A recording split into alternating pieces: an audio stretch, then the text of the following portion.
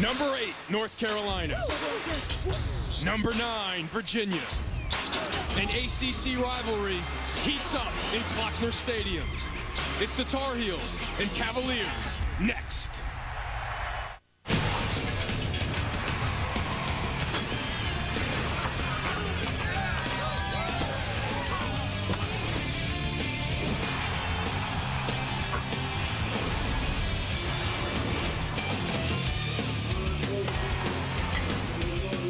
Today, Old Spice College Lacrosse comes to you from one of the best atmospheres in the entire sport. Klockner Stadium on the campus of the University of Virginia as the 9th-ranked Cavaliers are set to host number 8 North Carolina, the 66th meeting between these two ACC rivals. Hello and welcome to Charlottesville. I'm Eamon McEnany along with the All-American goalie out of Johns Hopkins, Quint Kesnick. And Quint, when you take a look at these two teams and this conference, sort of a microcosm for the entire sport so far this year. It's been an unpredictable league in the ACC. Teams have taken turns beating each other on a weekly basis. And what stands out nationally, aside from two unbeaten teams, it's been chaos every week, almost like the NFL, where teams are capable of taking down quality opponents. As we take a look at our midseason headlines, only 2 unbeatens left, both in the Big East, both on ESPNU this weekend. And right now, the Tewaaraton Trophy frontrunner, Cornell's Rob Pennell. ACC weaker out of conference this year, already staggering 7 losses out of conference. Now in this game between North Carolina and Virginia, 2 of the best players in the entire country, 2 top 5 Major League Lacrosse draft picks. Yeah, we'll start on attack for North Carolina with Billy Bitter. You talk about a guy with water bug-like quickness. He plays in hyperspeed. He's shifty from behind the net. It is impossible to cover him with one man. He'll make good defenders look silly. And Bitter, when you double team him, well, he's got the ability to slice and slither his way through the double. You got to take the body when you're trying to defend Billy Bitter. For Virginia, senior midfielder Shamel Bratton, he is Kemba Walker with a lacrosse stick. Explosive dodger, blazing speed. He can defeat his man, creates shots for himself. Now he's back in the lineup after being suspended last week. He missed last week's loss to Maryland in violation of team rules. Dom Stargia suspended him.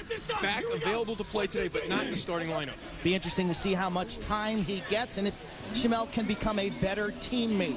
Time now to take a look at our impact players, brought to you by Warrior. First for the home team. Shamel Bratton's got 17 goals. Steele Stanwyck is the ringleader of this Cavalier offense, averaging tons and tons of points. He's 7th in the nation in points per game. And Colin Briggs, Jr. out of Rhode Island, breakout season. 16 points. And for the visitors from Chapel Hill,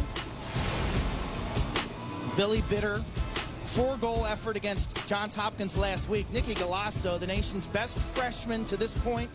And then Marcus Holman, 20 goals on 36% shooting.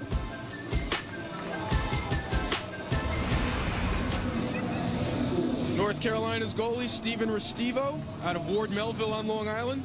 3 career starts so far, getting the starting nod a couple of games ago. Restivo, smallish in stature, extremely quick hands and feet. I love his balance.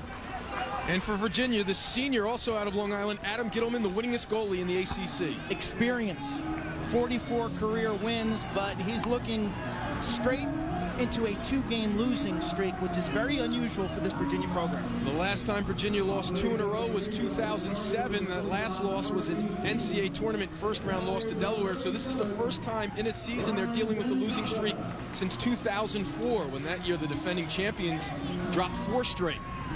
So foreign territory indeed. Virginia in the home white. Ryan Benacasa facing off against R.G. Keenan. North Carolina in the road blue, and Keenan wins face-off number 1. North Carolina looking to snap a 7-game losing streak to Virginia. Here is Nicky Galasso. Number 1 freshman in the country, is ranked by Inside Lacrosse magazine. Here is Bitter. Virginia going today without number 40, Matt Lovejoy, their most experienced defender. He's out for the season, had shoulder surgery earlier this week, so an already inexperienced group gets even younger as number 5, Harry Previs, makes the start.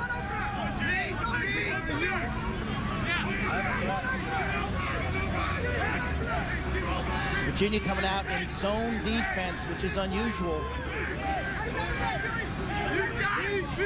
Quint, what does North Carolina have to do today to break through against Virginia? Well, R.G. Keenan has to face bounce back at the face offense. Struggling, only 10 of 36 in his last 2 games. Gittleman makes the first save of the game on the first shot he sees. And then defensively, their team defense. They've got to slide, rotate, and recover, really be efficient in their double teams, because I think Virginia's offense, Ramel, Shamel, Bratton, Colin Briggs, they have some matchup advantages, and Carolina's going to have to play some great team defense. So Hill drops it off for Briggs. Quint, how about for the Cavaliers? Well, they have to find some answers on defense, and with Matt Lovejoy being out of the lineup, it's going to be challenging. They're giving up about a dozen goals in their last 3 games. Shooting hasn't been good lately either. 23% their last 2 losses. Get that to 30%, I think they have a chance. Here is Briggs. Draws the slide. A new look for Virginia at the attack. Number 7, Connor English gets the start. That pass knocked down. Briggs was looking for Bachlet. Now a loose ball picked up by Ryan Flanagan, the senior captain out of West Islip, New York.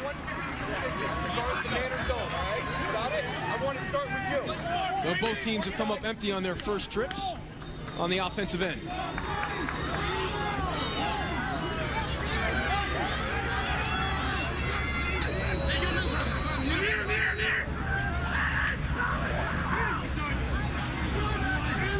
What are the keys to attacking the zone defense? What's the biggest difference between that and your normal man-to-man look? Well, just like basketball, someone has to press a seam, whether it be from behind the net or up top, dodge the zone to draw 2 men, and then you beat it with ball reversal.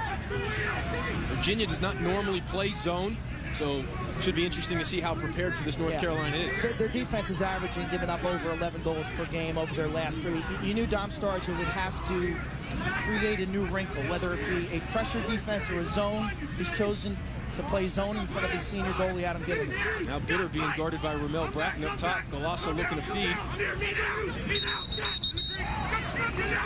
He must have gone in the crease, so a turnover. Those are the kind of plays that plagued North Carolina a week ago at the Meadowlands against Johns Hopkins. There are going to be 3 key individuals for North Carolina as they attack the Virginia zone defense. Golasso as a passer, Bitter as a guy who can draw 2, and then Marcus Holman as a wing shooter. So number 1, Shamel Bratton is on the field after being suspended a week ago against Maryland, his 2nd suspension of the year. He also missed the Stony Brook game. He missed the first shift. So Shamel and Ramel, twin brothers from Huntington, New York on Long Island, number 1 and number 3. This is Ramel with the ball.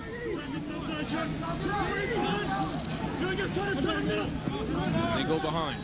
This is Steele Stanwyck, the quarterback of the offense. One of the best attackmen in the country. He made Hopkins pay this week, and you see there, Quint, he is not 100%. He's been dealing with a bruised ligament, not practicing.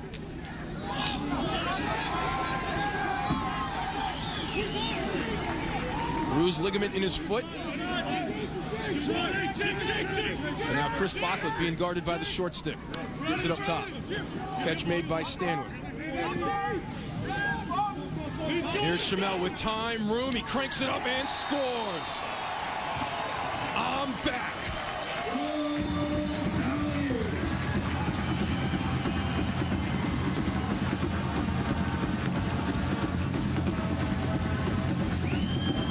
Very patient possession by Virginia.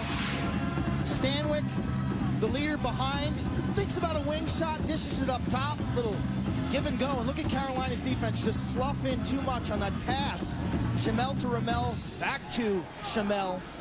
And for only the 4th time in their career, they assist each other. They've scored a combined 142 goals, the Bratton twins have.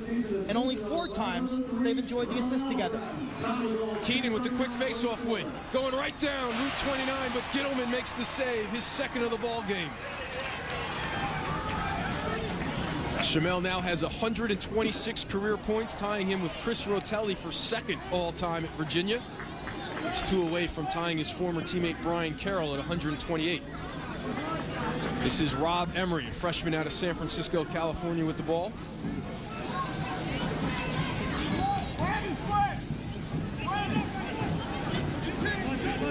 Stanwyck being guarded by Charlie McComas. John Haldy gives it back to Emery. Emery sees the slide coming, and that pass gets knocked down by Flanagan. Flanagan very active here today. The long pass ahead to Golasso, and it goes in! Oh my, who gets the goal? Can you get an assist and a goal all at once? Somehow it skipped by Gittleman as he was expecting a quick shot from Golasso. Taya Flanagan's got 2 ground balls already. Stick in the passing lane, he creates the turnover. He's got tremendous hands, dexterity, and he's an aggressive passer. Pushes this, and Gittleman just misplays that.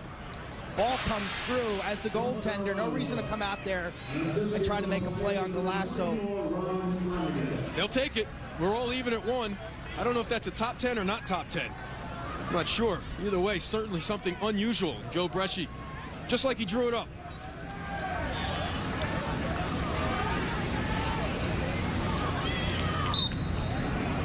So Keenan's won the first 2. Ince now out there for Virginia, and he wins it to himself. Face-off's always a game within a game and critical in this matchup. R.G. Keenan's only a freshman, about 60% on the season. His numbers were higher early in the year. In the last 2 weeks, he has struggled against big-time competition. Challenge for him on his subpar days is to bat 40 or 50%. And I thought last week he kind of lost it mentally. 10 of 36 in his last 2 games. Before that, 68 going in. Before Maryland and Johns Hopkins, a couple of veteran in Holmes and Delente really went to work on the rookie. And you pointed out Steele Stanwick's injury to his foot. If that's the case, this is a Virginia team that's going to rely 100% on midfield dodging. Locklet loses it, and Flanagan with another ground ball until Ramel Bratton knocks it away. Golasso comes up for the North Carolina ground ball. Here is Bitter. See, they're letting him go behind, not coming out on him. They set up that zone defense, it looks like, again. It's a Carolina team last week coming off a 1-goal loss to Johns Hopkins. A game they really had every right to win. Sloppy turnovers, a couple mental mistakes. Here's Bitter on the wing, being guarded by the freshman Scott McWilliams, number 27, out of Mountain Lakes, New Jersey. Here's Holman. He draws Briggs. Virginia now in a man-to-man defense, so Dom Star's just switching things up. Jimmy Dunster, the talented midfielder out of Greenwich, Connecticut, gets a step on Chamel and goes behind.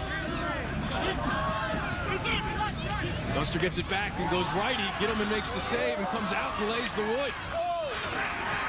Gittleman playing with a little chip on his shoulder after giving up that fluke goal. Now Chamel on the clear. Hutchins comes out and stops the ball. Feed inside, gets knocked down. Ryan Flanagan all over the place with the stick. That's picked up by Jordan Smith. The 3rd turnover of the game for Virginia. A couple of weeks ago, we got to watch Virginia at Johns Hopkins on ESPNU. A similar start to the ball game. First 5 possessions, not much productivity, bad shots, unforced errors, sloppy stick work. This is Will Campbell giving it up to Golasso. 2 of the many freshmen that will play for the Tar Heels in this one. Very young team, talented but young. This is Mark McNeil out of the Baltimore area.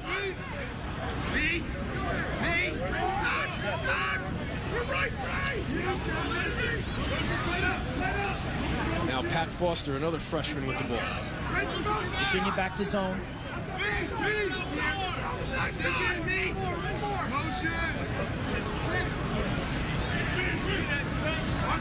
Here's McNeil taking a run at Ramel. Now Bitter gets above goal line extend, looking to feed, spinning it around. I'd rather see the ball with Bitter, 4 in blue, or Golasso, 34 in blue. Feed inside, catch couldn't be made, but McNeil there for the backup.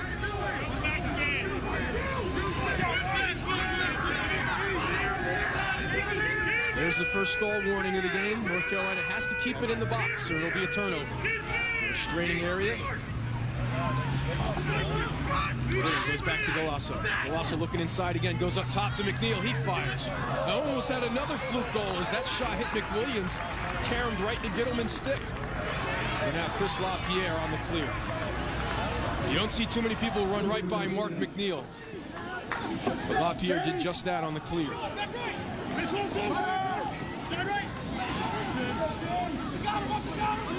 Emery doesn't see Hunt behind him. But they get it back.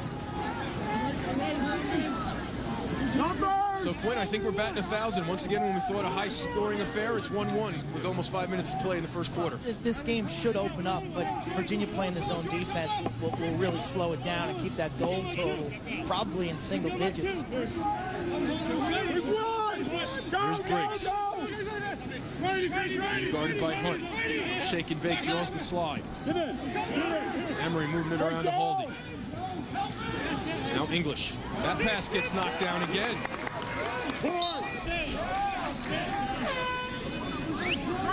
Virginia, coached by the Hall of Famer Dom Starsia, 4 wins away from passing the former Army and Washington and Lee coach Jack Emmer as the winningest coach in Division I college lacrosse. 222 wins here at Virginia.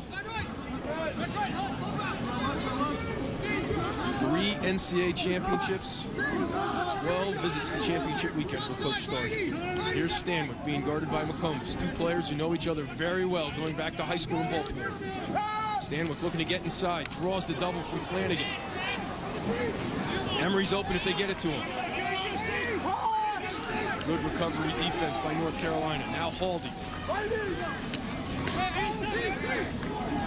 Smith comes out on the ball.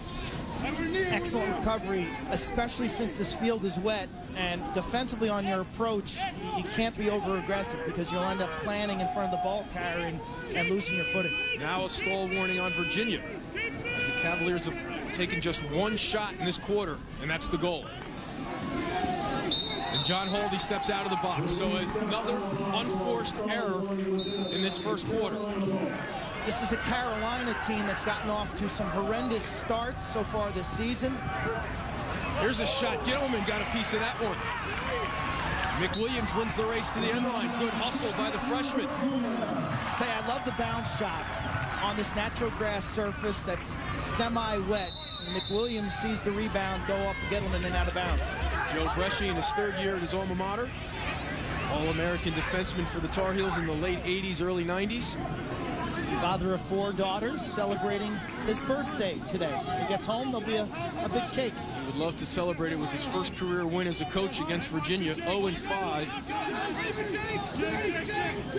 He was at Ohio State for 11 years. Haldy draws the slide. Quick ball movement. But Chanel was going to let one fly, put it back in the holster, and moves it along. Stanwyck has a step. Nice pass. What a save by Restivo. Highway robbery. That one was all but in, but Restivo with the denial on the doorstep. But the Tar Heels give it right back. Virginia's best offensive possession, multiple passes. Bratton to Stanwyck, who presses the corner. He's double-teamed. McComas is ball watching, and how did Haldy not put that ball by Restivo? Talked about his quick feet, his quick hands, and his balance. Not the biggest goalie, but this kid can move on the line, playing with a lot of confidence now in his 4th ball game. 9 saves a week ago in the loss to Johns Hopkins. He reminds me of a featherweight boxer. You know, the way he dances, and he just always looks like he's quick, light, floats. Under Armour All-American at Ward Melville High School on Long Island, which is the equivalent of a McDonald's All-American in basketball.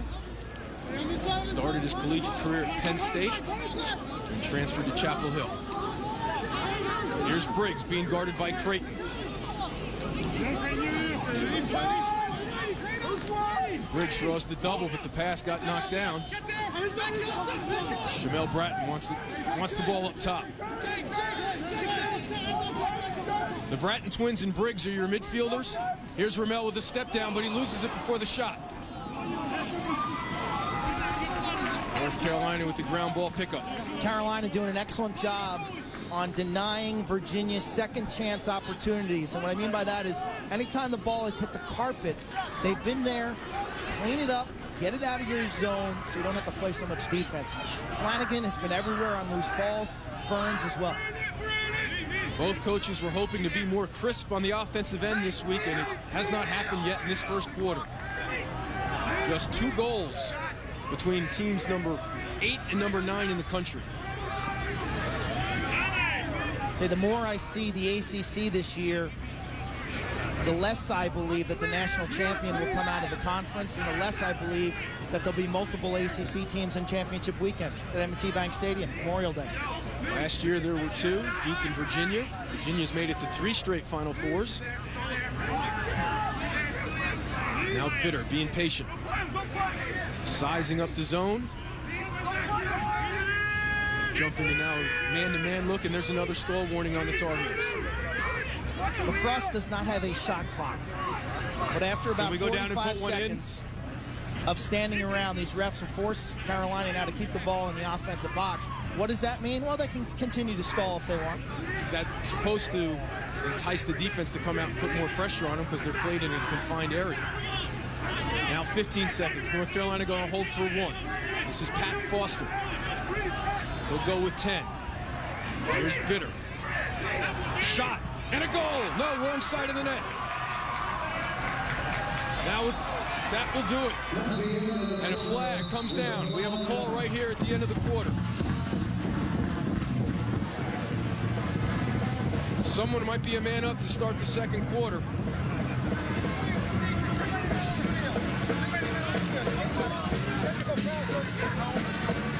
So there's a call against North Carolina. So after 1, we're tied at 1. Number 8 against number 9. This one's not going to the Hall of Fame. They'll pick it up when we return. Welcome back to Charlottesville as we are set for the start of the second quarter. And this community was devastated 11 months ago with the death of women's lacrosse player Yardley Love, men's lacrosse player George Hughley, charged with their murder. He has been in a jail since. He is scheduled to have a hearing, a preliminary hearing, Monday at 1 p.m. That hearing was initially scheduled for last June, but now it is set to take place this Monday at 1 p.m. here in the Charlottesville area. From a lacrosse standpoint, an impending storm, if the trial does take place during lacrosse season, and the amount of distractions that are going to be thrown the way of the Virginia Cavaliers, it's going to be a difficult situation for Coach Starisha and his seniors to manage through. Now Virginia on the field with an extra man opportunity. Keep an eye out on number 10, Chris Bocklett.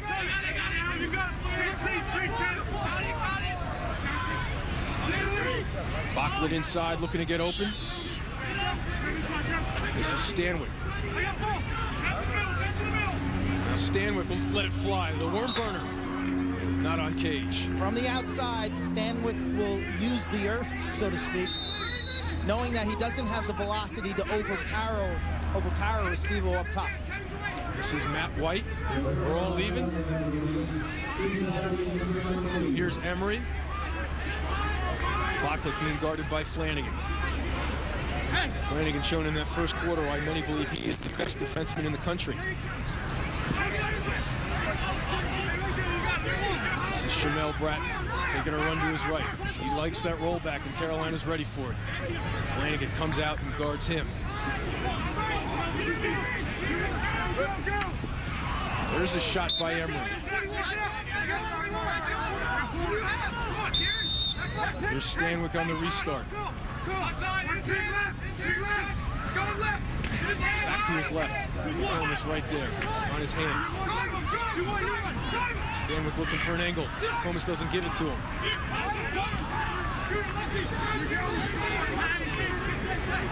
Schnell and Flanagan, they've been going at it against each other since 7th grade. Ryan Flanagan telling us this week, a couple of Long Island residents. There's Matt White. Nice defense by Carolina. Virginia probing on the perimeter. Can't penetrate.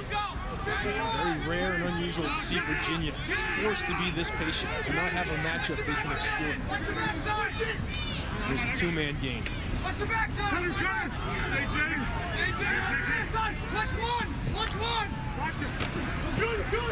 White feels the double and gives it up to Stanley. Stanley to Emery. Chamel's open. Feed inside, catch made. What a save by Restivo on the quick shot by Bockley. He has two, and both have been spectacular. Now Bitter the other way with a step on McWilliams. Gives it up to Golasso.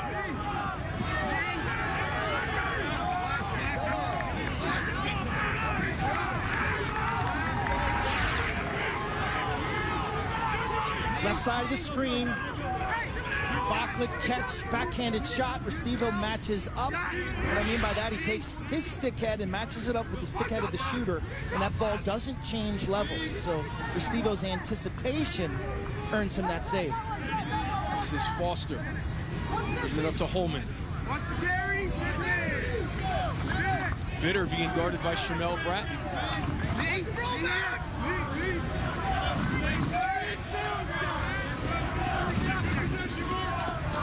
Fans trying to get North Carolina going, the visitors. Foster. Draws the switch. In the zone. That one hit the wrong side of the net. That was Dunster. So now Chamel in transition in the open field. Dunster shows off his speed as he gets back in transition defense. Okay, this Virginia team leading the nation in scoring offense. Ground to a halt today. On the year, still haven't played their best game. And it's a team, visually, I'm not sure they're improving. We've gotten to watch the Cavaliers an awful lot. Saw them up at the Dome, took a lead, lost late. Saw them at Johns Hopkins. Take a lead and lost late. They've been unable to get defensive stops at key moments in the fourth quarter. Good defense by Jordan Smith coming out on Ramel Bratton. Now here's Emery. Emery getting his hands free. Restivo saw it all the way. The outlet to Dunster. He's got a trailer in Staines. He finds the open man. Golasso cranks it up. Can't put it on cage. Good look from Dunster there to the freshman.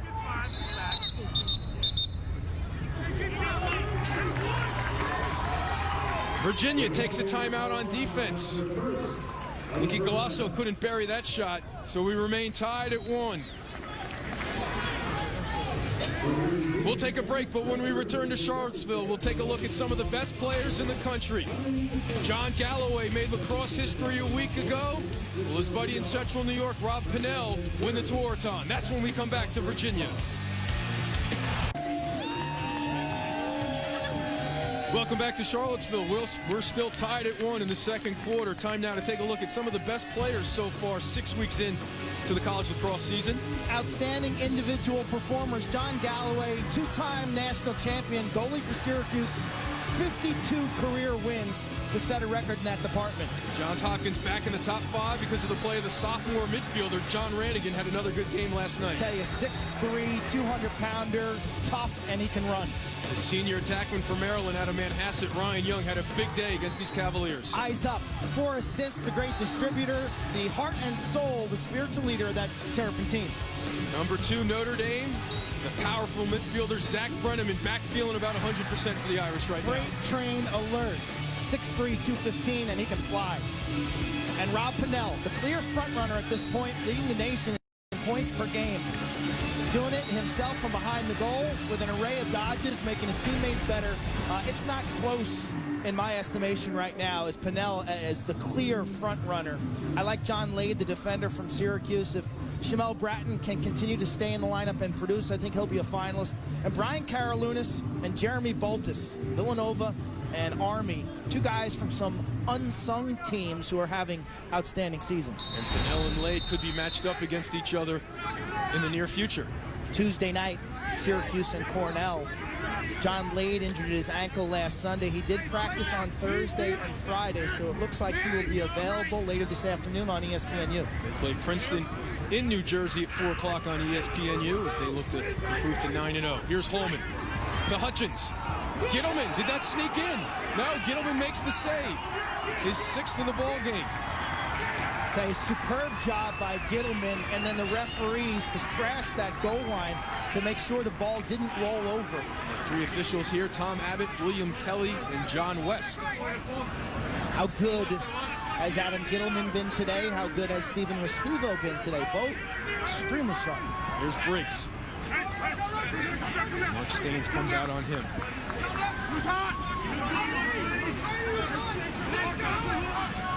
Ramel Bratton gets a shot off. How did that one not go in? Restivo must have gotten just enough, or did the earth do it? Now Staines looking for Bitter. Staines has a goal against Maryland, but he gives it up to Galasso. And Galasso doesn't force it. Okay, that shot for Virginia, it had Restivo toasted. Had it beat. Ball skims off this wet grass. His stick wasn't on it, but it hit him off the midsection. That Gittleman goal, really a fluke goal. Skipping past Nicky Galasso. Gittleman was coming out to stop Galasso, but Ryan Flanagan will get the goal. Now with under 9 minutes to play, North Carolina looking for its 2nd goal. Not the offensive performance we were expecting, to say the least. Virginia playing without starter Matt Lovejoy, done for the year with shoulder injury and surgery. That pass gets knocked down. Gittleman picks it up. Now he's out of the crease. Gittleman leading the break. He's got Clements on his right. Gittleman way out of the crease, gives it up. Now he's got to run all the way back, so they're going to have to put the brakes on offensively. By rule, lacrosse, it's 10 on 10. You always have to have 4 players back in your defensive zone. It can be any 4 players. The defenders with the long pole or goaltenders are free to cross the midfield line as long as someone stays back for them. Now Stanwick taking a long run at McComas. Gives it up to Ramel Bratton. He draws the double team. And there's a flag. Shamel Bratton fires, but not on cage. So Marcus Holman is hurt and going to the penalty box. Say this was an awkward collision where Holman is down and in pain, guilty of a illegal hit.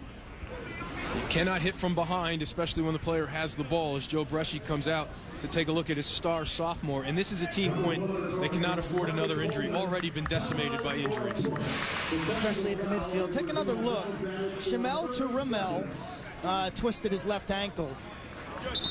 This will be a push or a hit from behind, or even a tripping violation.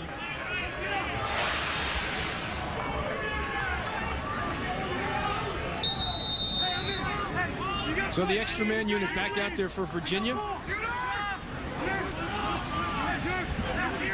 Here's Stanwick. Gets it to Bocklett, and this time he buries it. His 11th extra man goal of the season gives Virginia the lead.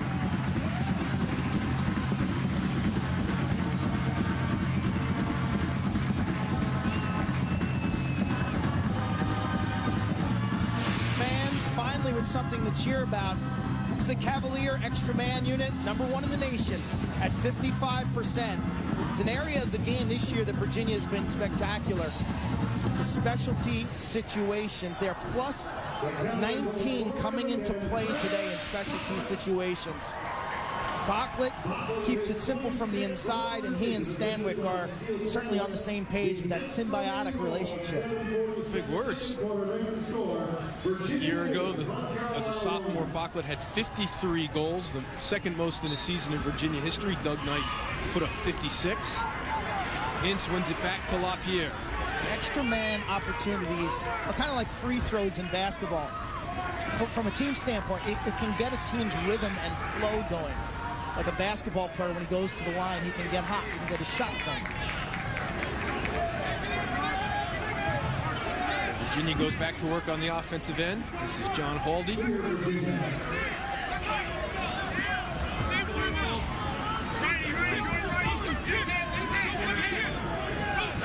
Mark Cochran, number 41, is out there at the attack. Stanwick forcing the issue, loses his footing, and pays for it on the double team. Ground ball squirting out. We have a call. Take the increased violation against Virginia. Cochran's got to evacuate that area when Stanwick curls towards him, because Cochran's man doubled down. like you see in basketball all the time. If you dodge underneath a perimeter defender, he's just going to step to the inside and double team. It's a free double team. The man he's guarding is no longer a threat. The rules offensively, when you're adjacent and a man dodges towards you, you got to get through or fade away. This is Michael Burns on the clear.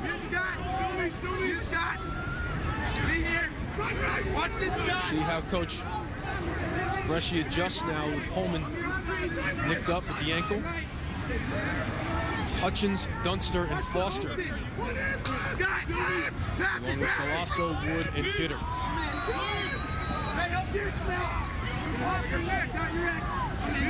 Quint, what does North Carolina have to do offensively to get going? Just the one goal, which was a fluke in transition.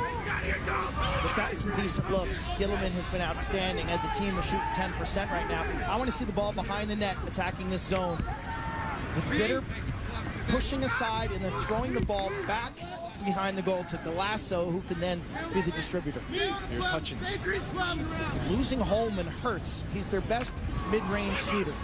Foster couldn't connect on the quick stick inside, but Wood is there to keep the possession alive.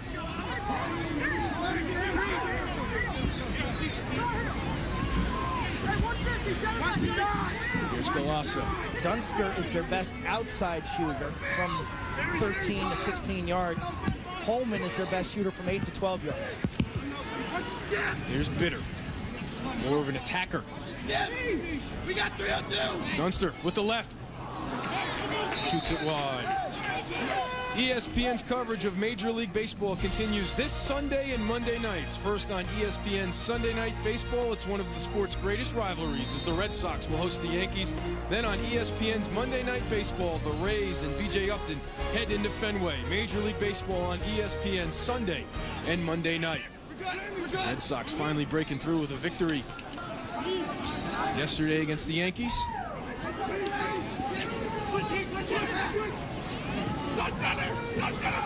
Too often offenses get passive against the zone. You still have to dodge somewhere. Someone's got to step into a crease and draw two and then get some ball reversal where you can outflank the offense or jam the ball inside. Here's Galasso. Feed inside. That got knocked down. Clements. You hear the fans now saying, keep it in. Bitter back to his right. Gittleman makes the save. Foster can't put the rebound in, and he went into the crease. 7 saves for Adam Gittleman. Coach Starcher was very complimentary of his senior goalie this week when we talked to him. Gittleman coming in off of back-to-back games where his save percentage was less than 50%, but very comfortable on this field. 27-3 as a starter on his home turf. Another player falls down. A damp, raw day here in Charlottesville. Chamel loses his man. Can't put it on cage. It'll start with Cochran. Under 4 minutes to play in the second quarter. A defensive battle, a pitcher's duel, if you would, between number 8 and number 9.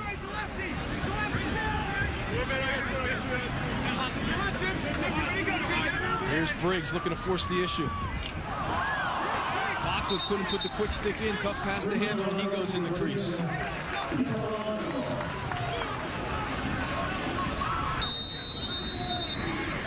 Been strictly a half-court style game because of Virginia's zone defense. Carolina has had a couple transition opportunities, but no stone-cold fast breaks. When you think of the ACC lacrosse, you think of up-tempo, the best athletes in the country, bigger, faster, stronger, who typically play aggressive perimeter defense, which leads to entertaining helter-skelter lacrosse. Today, not the case. This is strictly half field, 6-on-6. We try, then the opponent gets their shot at it.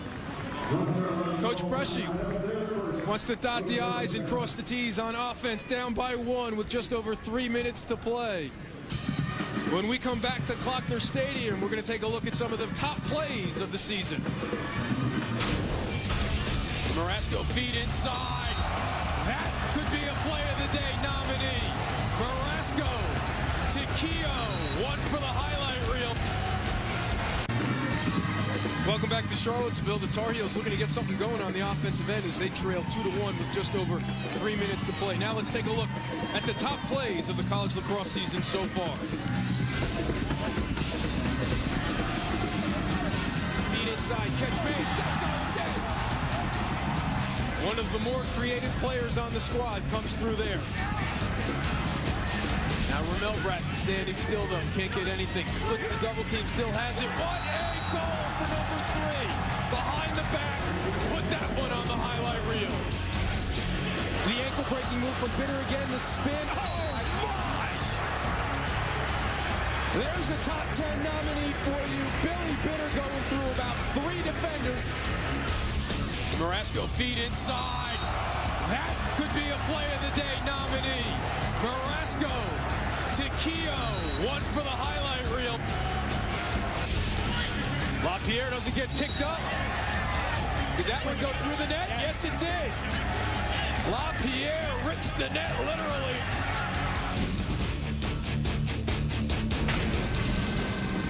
And we'll have more exciting lacrosse action coming up on the ESPN networks this weekend. The 2 top teams in the country on display starting at 4 o'clock with Syracuse and Princeton. Tomorrow, Georgetown travels to South Bend, Indiana to play Notre Dame, undefeated Fighting Irish. After this week, there are 4 weeks to go in the regular season. This is a great time of year in college lacrosse. College basketball is finally over. The leaves are on the trees. The weather's getting nice. The fans come out of hibernation. Where's the weather getting nice? Oh, it's cold today. Oh, that's false advertising on the 60-degree temperatures here in Charlottesville. So North Carolina with the ball, but without number 1, Marcus Holman, icing his ankle on the bench. Virginia will stay zone. Their goalie's on fire. Adam Gittleman playing just an outstanding game between the pipes. Made 7 saves already. Golasso from outside. Too easy for Gittleman. Too easy. LaPierre, the football player, makes the catch, gives it up to Clemens. Clemens is going to shoot. Locklet there for the backup. Clemens, a former midfielder, summoned into Dom Star's office in January. Said, son, we're changing your position. You're playing defense. And we have seen him. Clemens loves to push the rock. Joe Bresci, for the 3rd straight week, burns his timeouts. He's taken one on defense. We have a timeout on the field at Klockner Stadium. Virginia with a 1-goal lead. They start carrying up those. We'll be back to Klockner right after this as Dom Starja gets his offense going. Virginia with the ball in a 1-goal lead with 2:35 left to play in the first half. And coming up, ABC's NBA Sunday Showcase continues with the top 4 teams in the Eastern Conference. At 1 Eastern, Derrick Rose and the Bulls take on Dwight Howard and the Magic. Then at 3 Eastern, Paul Pierce and the Celtics head to Miami to face LeBron James and the Heat. The NBA Sunday Showcase on ABC begins at 12:30 with Buick Regal NBA Countdown.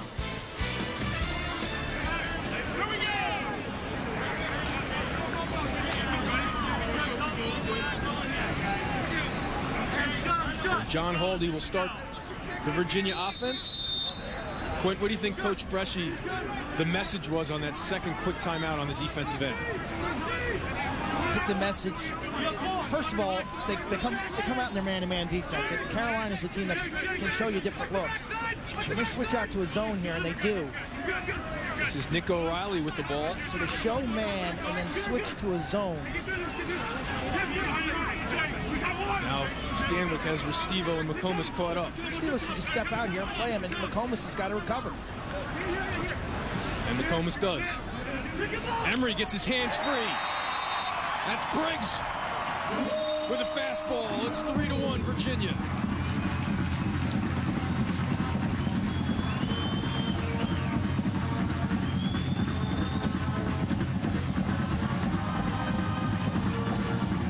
Carolina may have outsmarted themselves defensively, switching from a man to a zone. Restivo out of the goal. McComas bails him out. And then Briggs finds the soft corner right there and beats Restivo top shelf. Difference in this ball game right now. Adam Gittleman, Virginia's goalie. Briggs out of Rhode Island. His father grew up on Long Island and started the youth league in Rhode Island when they moved there, so he started playing a little bit earlier than most people in that state, which is probably why he's the second best player to come out of the Ocean State Chris Rotelli, the Tewaaraton Trophy winner here at Virginia, probably the best. Breakthrough year for Briggs. Lightning fast in the open field. One of the fastest players in Division I lacrosse. After injury-plagued freshman and sophomore season, it's great to see Colin Briggs producing. So now on a little bit on a roll, Coach Starsier wants to take a timeout to take advantage of the possession with 1:51 left. Coming up on the Warrior halftime report, we'll have a Warrior Pro session on attack dodges with Quentin Matt Danowski, the star of the Long Island Lizards. We'll have a preview of the weekend games, Notre Dame and Syracuse, the two undefeateds left in action this weekend on ESPNU, and highlights and stats from the first half of this one.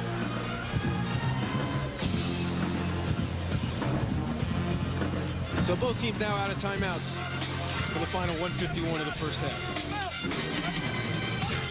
Get out! Early. As we mentioned, foreign territory for these Virginia Cavaliers. Last week, at home against Maryland, no Shamel Bratton, and Maryland went to work. Ramel Bratton, left-handed, gets off to a good start, but Nico Amato, Maryland's goalie, would seal the deal. Cummings with 4 goals. Ryan Young from behind the net picked apart the Virginia defense. And the Terrapins, it was gut check time for Maryland. They answered, played with a lot of emotion, played very physical. Looked like the Terrapins that we thought would emerge from day one this season. It's interesting, you know, we go back to the Open. In the ACC, it seems like it's take your pick who's it gut check for every week. At the start of the season, Duke loses to Penn, and you go, how'd that happen? Then they right the ship. You say, what's wrong with North Carolina? They win at Maryland. Now Maryland wins at Virginia, so it's Virginia's gut check time. Yeah, and right now, it's amazing. 2 weeks ago, I'd have said Maryland's at the bottom of the ACC pile. Right now, I like Maryland more than any team in the conference, quite honestly. And the last time an ACC team did not make championship week in the Final Four was 2004. Navy played the championship game against Syracuse. Johns Hopkins was in the semis that year, and Princeton also. It's been a while. This is not a strong year for the ACC conference. Just 2 out-of-conference losses a year ago. Already 7 this year. Here's Shamel Bratton. Flanagan backs up. Uses the pick for the long shot. 90 seconds left in the half. Virginia holds on to the ball. This is O'Reilly being guarded by the short stick. Cross cage feed. What a pass and a goal!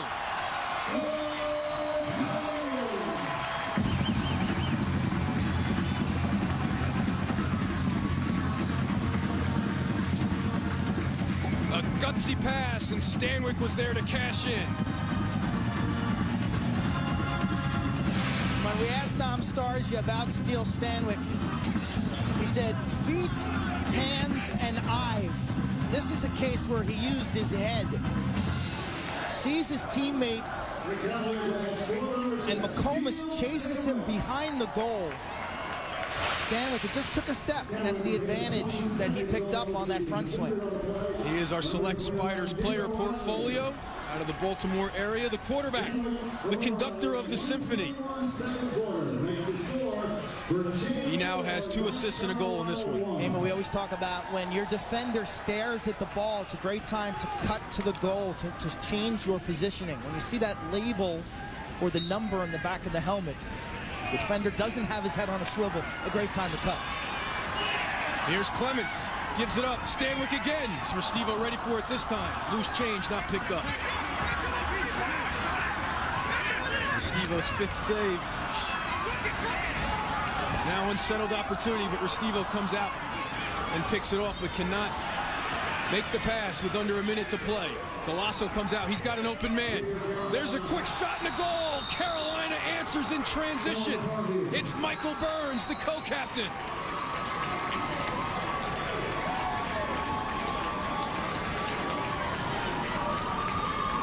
Tell you what, a goal that starts with an errant pass by the Carolina goalie. Turnover, Virginia. Long pass rolls through. What I love about Galasso is the ball is never stagnant in his stick. He scoops it and moves it onto a teammate. Hot potato lacrosse, and Burns nearly one-touches that, and I think he caught Gittleman not 100% ready for that shot. His first goal of the year, he had 7 a year ago. So, you know, the Tar Heels just needed to fall behind. You know, that's their MO so far. Ince starting to dominate Keenan at the X.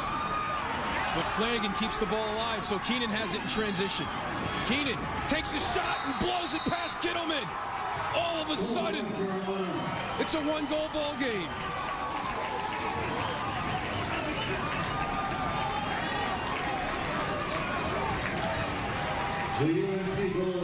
Strategy in transition on defense is clear for Dom Starsia. They're going to let R.G. Keenan carry in and take that 10-yard shot. Off the face-off, this becomes a 50-50 ground ball that happens to kick forward to Keenan. He's off to the races, sensing the trail check. He lets it rip. But you see Virginia's defense, they lock down low on Galasso and Bitter, and they don't slide upfield and challenge Keenan. So after being stuck on 1 for what felt like eternity, they score 2 in 12 seconds. Now, Burns out there to give Keenan a rest after the run. Clements there for the ground ball.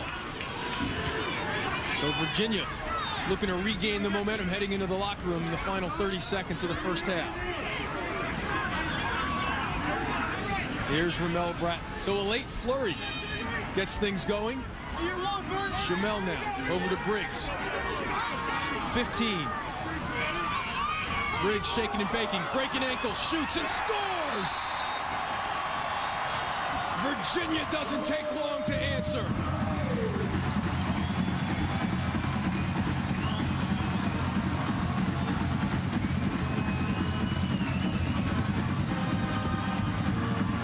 Late wake-up call for this game. This is why lacrosse continues to grow across the country. These fans come to their feet. The excitement of the last minute. Briggs, we talked about his blinding speed. Chop, chop, chop, boom. Ankle breaking moves. He's a natural right-handed player, but he switches to his left. Shake and bake. Restivo comes off that inside pipe, and like hockey, a goalie wants to take away the near side. Briggs having an excellent afternoon. We have 1 goal left in the first half with 9.6 left. Keenan against Ince. Violation. So Keenan will get a chance. Here come the Tar Heels. They pick him up. Galasso to Wood. Bitter with 3 seconds. Bitter's gonna... Ooh, the scooch almost went in. But a late flurry to end the first half as things have finally come alive. 5 goals in the last minute and 58 seconds.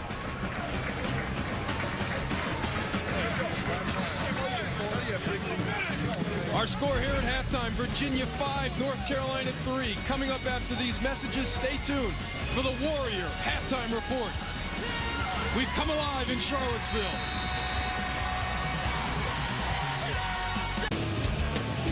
Welcome to the Warrior Halftime Report here at Klockner Stadium. After the first 30 minutes of action, Virginia leads North Carolina 5-3. Now let's watch as Quint and Major League Lacrosse star attackman Matt Danowski of the Long Island Lizards show us the art of the attack dodge in this Warrior Pro session. This Halftime Report is presented by Warrior. All hail. And now, a Warrior Pro session with Quint Kesnick. Attacking the goal from behind, the ability to beat your defenseman and generate a high percentage shot. Running past your defender and getting to the goal is a science. It requires speed, power, precision, and a strategic plan. Consistently take the pole to the rack, and you will be a superstar. Understanding your options is a prerequisite to becoming an unstoppable force. We're joined by Matt Danowski, Tewaaraton Trophy-winning attackman and professional attackman. Matt, when you're pressing the goal from behind, what are some keys?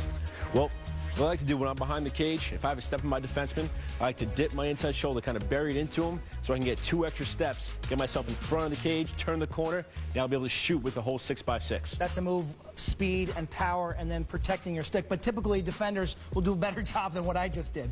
Absolutely here. Now, if I can't turn the corner, the stick's upfield, I want to take my defender to 5-and-5.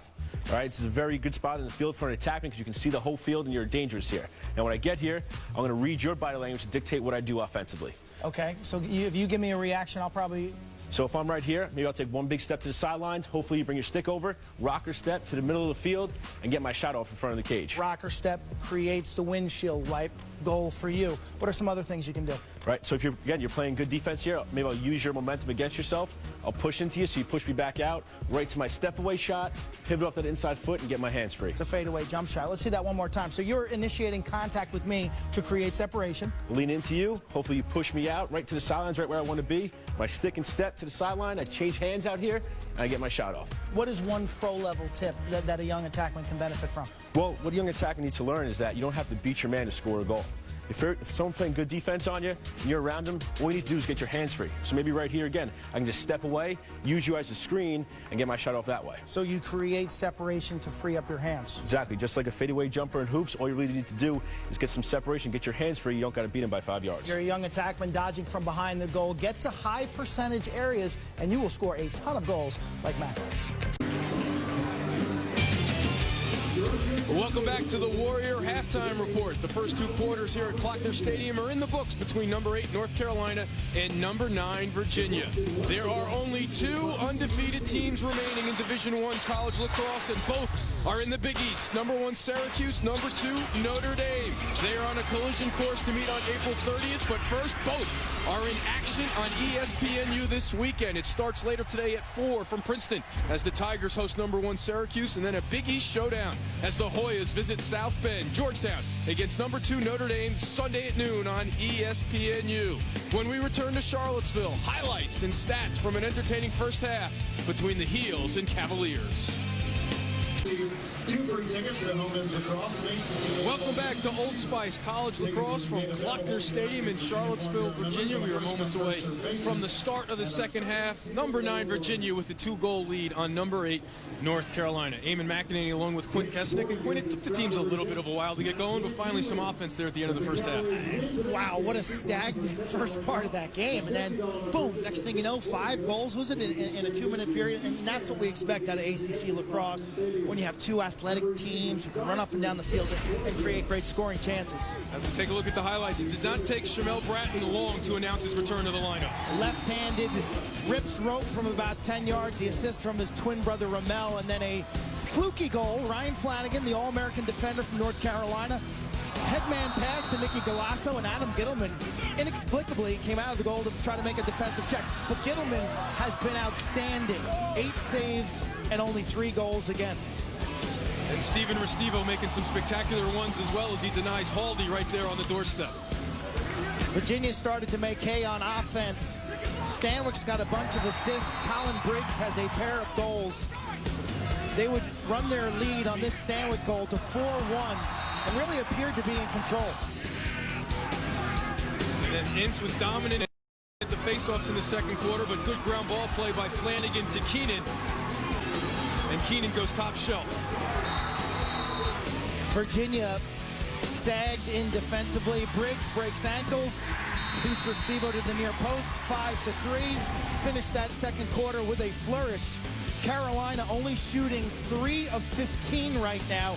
Their zone offense has really needs improvement. And if you're Joe Bresci, that's what you focused on at halftime. And you see there, the final 2 minutes was what we expected. 5 goals on 7 shots in the final $158.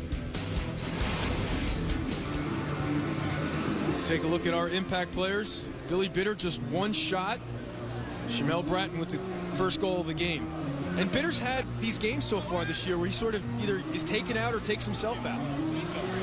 Sometimes against the zone, he's not going to have the stone-cold dodging opportunities. I still think North Carolina has to press the goal from behind against the zone. Somebody's got to dodge to draw 2, and then you can outflank and beat them with ball reversal. Carolina has to be more selfish attacking Virginia's zone defense. Ince, number 15, did a good job at the faceoffs in the second period, winning 4 of 6. After North Carolina won 2 of the first 3, but Keenan makes an adjustment. Keenan scores already. This time, Gittleman makes the save. Looking for Ince. He overshoots him. Ince can't come up with it. McComas does. Unsettled Lacrosse right now to start the second half. And McComas drops it off. Carolina team now that's going to try to win this game without Marcus Holman, or we'll see if Holman can make it back, is on the sideline. Ankle injury in that second quarter. And Virginia also playing without its top defender, Matt Lovejoy, out for the year. Shoulder surgery during the week. Placed in the starting lineup by Harry Previs. So now here is Galasso. This is Bitter. Lovejoy's absence and 3 consecutive weeks have given up more than double-digit goals has led Virginia to play exclusively a zone defense this afternoon. Here's Hutchins. Now Galasso spinning it around to Dunster. Here's Galasso from the point. Just wide.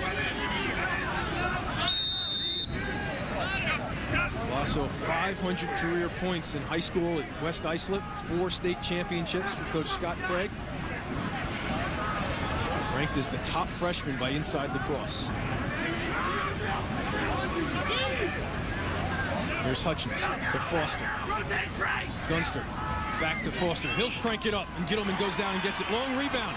Foster flips it to Bitter. Bitter with a shot. That went in. Good ground ball play by Foster on the rebound leads to a goal for Billy Bitter, and it's a 1-goal ball game. You see Joe Bresci discussing the zone offense as he runs over to get his chalkboard. Bitter on the board. Nice possession. Foster, great overhand shot with a low location. Rebound leads to the scramble, and Bitter deflects that ball off of Gittleman's side and into the net. Foster, terrific job. You pointed it out. The way, if you can't scoop the ball, get it to an area where your teammate can. And that was a gutsy play as Foster was about to have his arm severed. Virginia guilty there of being too eager to get out on the break. Get that transition pass that never came. So Keenan now wins it back to himself. So the rookie makes an adjustment at halftime. That's something where R.G. Keenan is best, when he does the pinch and pop technique and comes out the front. But occasionally he's got to humble himself and take the easy wins when it's given to him by clamping and going back into the defensive zone. Keenan tutored at the faceoffs by Alex Smith, now of the Chesapeake Bayhawks and Team USA. Smith probably the greatest faceoff man in the sport. Started teaching R.G. in the 8th grade, so he went to one of my camps and never missed one. Kept showing up. Really dedicated to it. He's had some big ball games. 18 of 22 against Navy. That was really his coming out party. 3 games already this year with 18 face-off wins. A couple of 15 face-off wins in there already.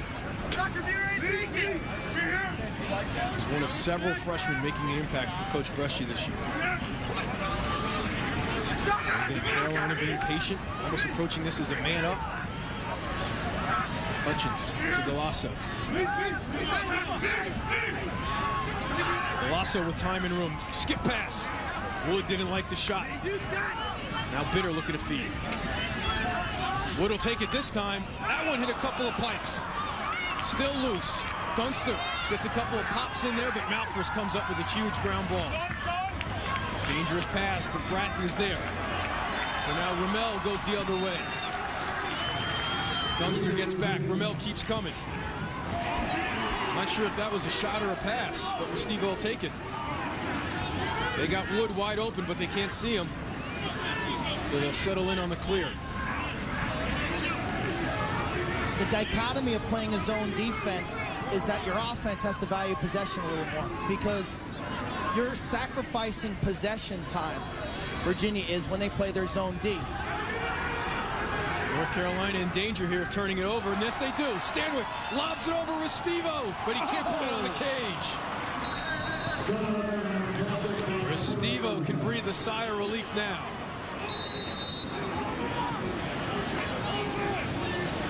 Here's McComas. Left side of your screen, Restivo doesn't get enough air under it. Stanwyck gets the free shot. Oh, man. In hindsight, probably should have planted his feet and shot it hard. Because for Steve-O, backpedaling is not going to stop a hard shot.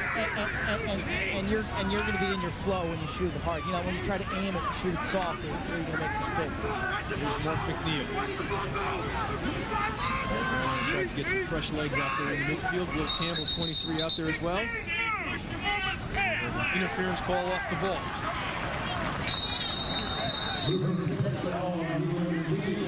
Just amazing that Virginia's got to go to a zone defense today without Matt Lovejoy in the lineup. And it's hard to fathom a team that has always been built on great athletes, physical defense, guys who can run like gazelles in the perimeter. And what it'll do, it'll keep their games lower scoring. It'll keep their games close. It'll keep some inferior opponents in the ballpark with them down the road. Up next for this Virginia team is Duke, which has owned Virginia of late. They will be on ESPNU. Duke today playing Denver on Long Island in a great atmosphere for the sport at Bethpage High School. A couple of native sons of the island, Bill Tierney and John Danowski, return with their top 10 programs.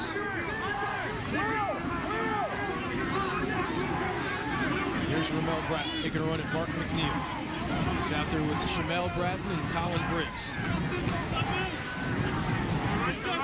Here's Briggs. He has two already. Going right to the goal. He gives it up. Bachman loses it. They said it was deflected. Flanagan must have knocked it down.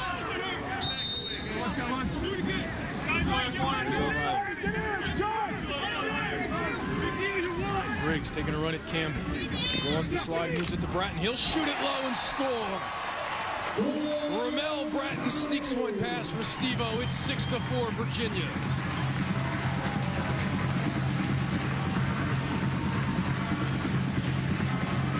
Talking to Coach Dom Starsia this week about Ramel Bratton, who so often and too often gets grouped with his twin brother Shamel by association. But Ramel, consistent year, extremely intelligent lacrosse IQ. He works off of Briggs's dodge to the net. His feet are in good shooting position before he catches that ball. Dom Starsia only had great things to say about Ramel in his senior season. This kid who can play defense, he gets ground balls, showing timely offensive skills this year. So one of the savviest players he's ever coached. Keenan gets rid of it quickly, but Wood can't bring in the pass. Previs goes back to Gittleman. Said Ramel has a real feel for in-game adjustments that may have to be made, whether they're defensive or offensive. That pass sails on Malthus, so the Tar Heels get it right back. ESPN's coverage of Major League Baseball continues this Sunday and Monday nights. First on ESPN's Sunday Night Baseball, it's one of sports' greatest rivalries as the Red Sox will host the Yankees. Then on ESPN's Monday Night Baseball, the Rays and B.J. Upton head into Fenway. Major League Baseball on ESPN Sunday and Monday night. Tampa certainly not off to the start it was hoping for. Manny Ramirez retiring. It looks like it could be a long year for the Rays. Quick shot, Gittleman ready for the bouncer from Wood. Numbers here, but they can't bring in the pass. So another errant turnover by Virginia gives it right back to North Carolina.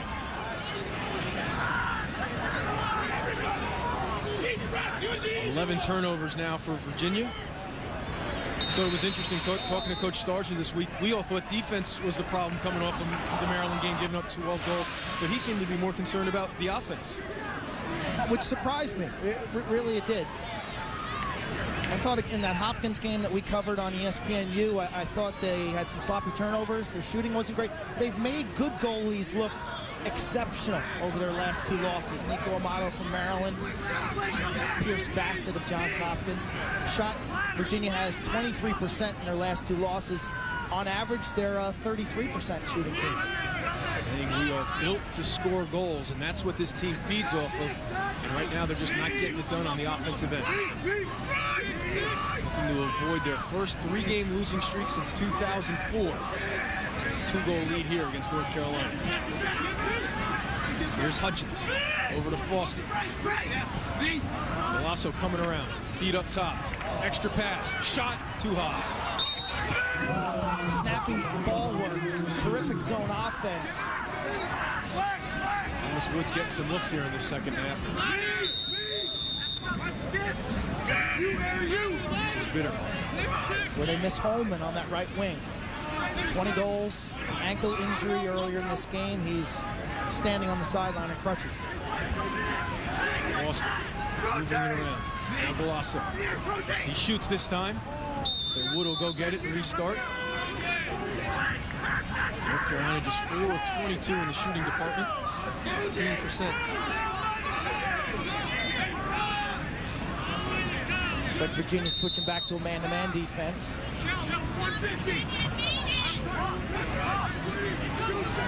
Fundamentals of lacrosse defense almost exactly the same as basketball, except in lacrosse you have the added element of attacking on offense from behind the goal. Here's Golasso. The coach says he needs to dodge to score, not just dodge to feed. Going above. Good defense by Clemens, pushes him back. Now Dunster takes a run at Ramel, moves it over to his right, can't put it on Cage. Bitter there for the backup. Dunster been very quiet today.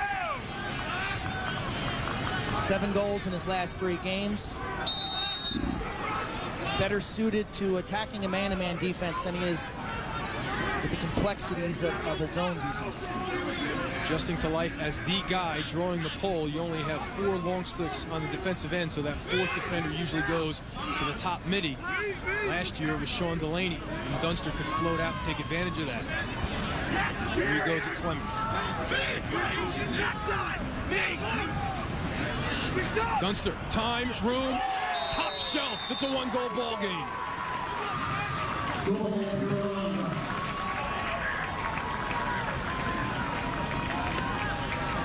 Quiet no more, Quint.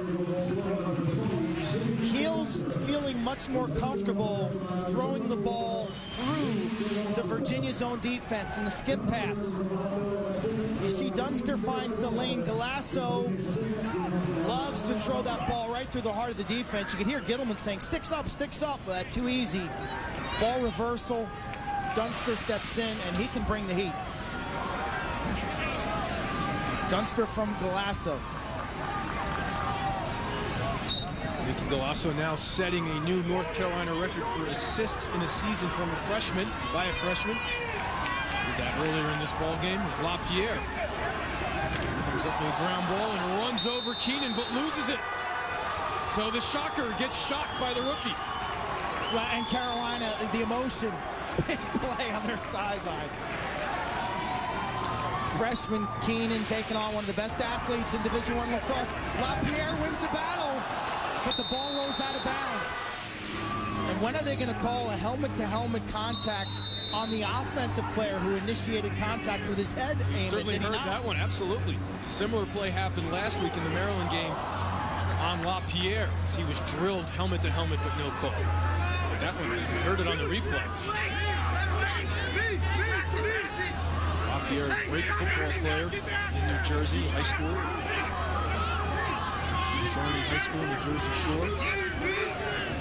So again, Carolina feeling comfortable on the offensive end against the zone.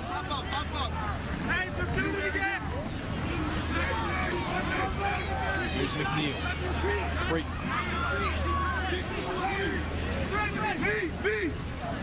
Will Campbell, 23 years, third midfielder, playing inside with Thomas Wood.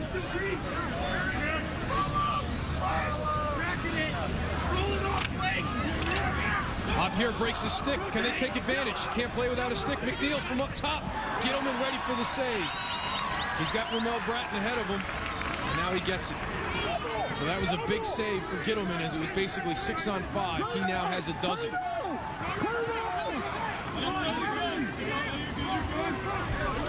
Feels like a long time ago when the last time Virginia had an actual offensive possession.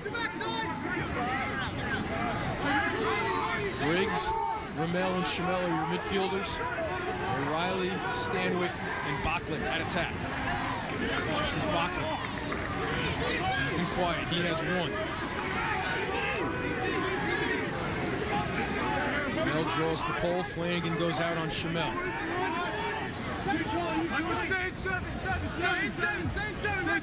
Neal guard Briggs. putting a short stick on O'Reilly at attack. Briggs draws the double.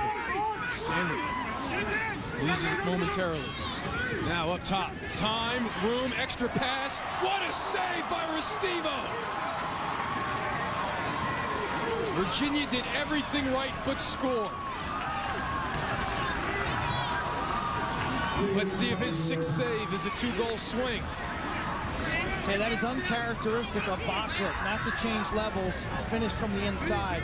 Credit Shamel Bratton with a totally unselfish dish down below. Bratton, every right to shoot it, but unselfishly dishes down below, and Bachlet is usually can't miss money in the bank from that range. Restivo, who is small in stature, and typically shooters will see a lot of goal up top. Also feed inside. Wood gets his hands free, but only momentarily. Carolina starting to pick apart this zone defense. Gittleman's keeping him in the lead right now. Yard sale here at Charlottesville as Bratton loses his stick. Ramel takes a whack, no call. Bachlet comes up with the ground ball. Great hustle by Bachlet.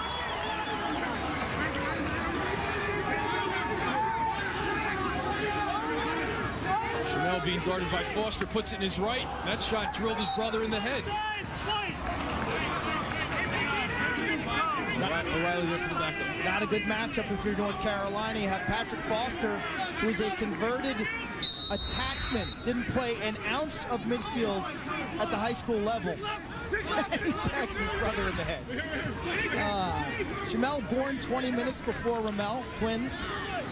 On the cut, Briggs finishes.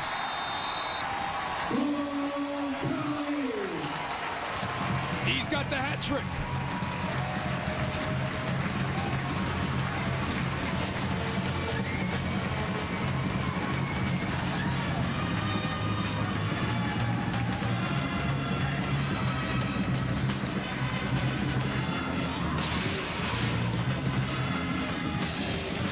O'Reilly presses the corner. Briggs moving without the ball. That's the second time today that Virginia players off ball have come from X behind the net. Caught a pass and burnt Restivo from close range. Move without the ball. Good things happen. Keenan can't pick up the ground ball, so it's still loose. Flanagan can't come up with it. Rivas knocks it ahead, but Flanagan there for North Carolina makes a long pass to his former high school teammate Galasso. Okay, that's the best and most impressive part of Ryan Flanagan's game. Galasso on the run, but Gittleman ready for the high-to-high shot. Gets it to LaPierre. LaPierre in the open field. Wood gives up on him and passes along. And Stanwick gets robbed by Restivo. We're going the other way. They got Wood wide open, but they can't see him again. This is Burns. He has one already. Now they put the brakes on, wait for Dunster and the other middies. Tell you, North Carolina shooting location, not good. All up, stick side high on Gittleman. 1:15 left to play in the quarter.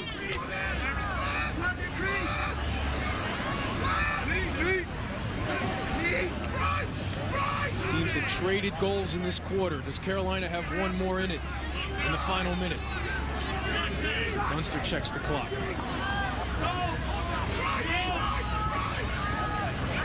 Looks like Virginia's going man. Quint, where's the advantage? Who should initiate the offense? Billy Bitter.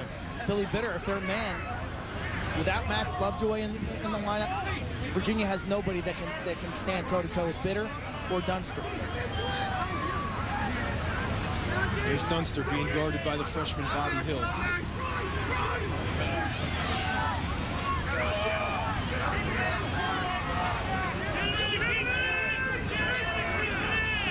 So North Carolina has to keep it in. Under 19. Here's Hutchins. Now Dunster. A long shot gets blocked. McWilliams with 11. He goes back to Gittleman with 9. Long pass and dangerous pass. The goal is wide open. Bitter does Does he beat Gittleman? Yes! A huge turnaround in the final 10 seconds of the quarter.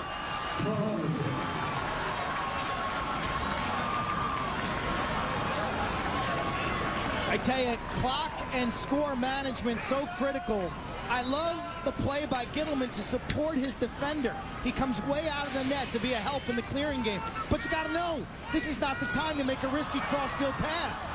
Picked off by Wood, empty net.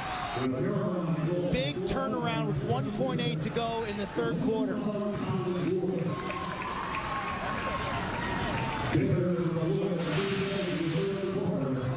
So North Carolina will take it. Virginia got greedy on the clear. And the Tar Heels make them pay with 1.8 left to play.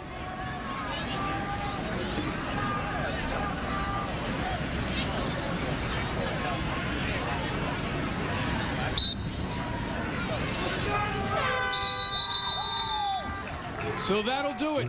Gittleman got burned at the end of the quarter, but he and Restivo playing very well.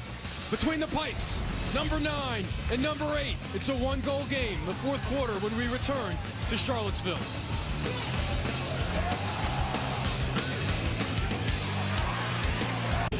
We told you North Carolina was a young team. That's just the halftime action there. The Storming Mustachios. And we had some youthful cross players take the field at halftime.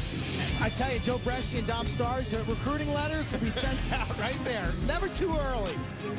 And with the postseason just 4 weeks away, Inside Lacrosse looks ahead to the road to the championship. It usually is a familiar road as rematches are par for the course in the NCAA tournament. 40% of NCAA playoff games are rematches. We take a look at the Inside Lacrosse media poll. The two top teams in the country on a collision course, both in the Big East. Virginia in foreign territory ranked at 9th. Later up today, 4 o'clock on ESPNU, it's Syracuse and Princeton. To me, the key and the most interesting game this weekend is Denver and Duke from Bethpage, Long Island today. And Notre Dame also on ESPNU this weekend. Tomorrow from Arlotta Stadium, they host Georgetown. The Hoyas having their way with the Irish recently in that rivalry, winning 5 straight. LaPierre with the step. He gives it up. O'Reilly. Stopped cold by Restivo.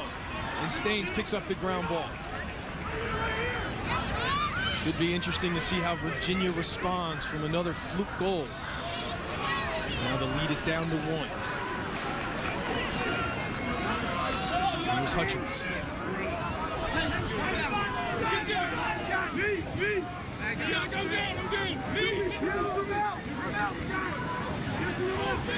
It's a Virginia team this year defensively that has not been able to make clutch defensive stops when the game's been on the line. Here's Golasso. Williams goes out on him in a matchup of freshmen. Foster draws the pole. There's Dunster on Rommel. Up top. Hutchins has time and room but can't put it on Cage.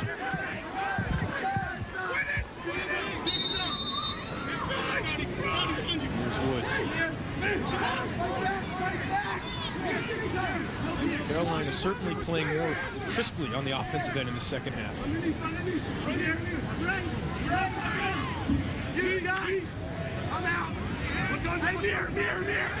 Bitter comes around. Oh, just misses. That was some great hesitation and patience by the senior out of Manhasset, New York. Golasso still has it.